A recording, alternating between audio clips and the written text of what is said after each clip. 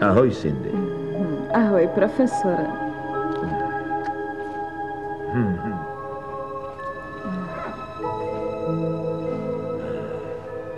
Tak ty už se na mě nezlobíš, Cindy. To je jasná věc, profesore. Proč si neuděláte pohodlí?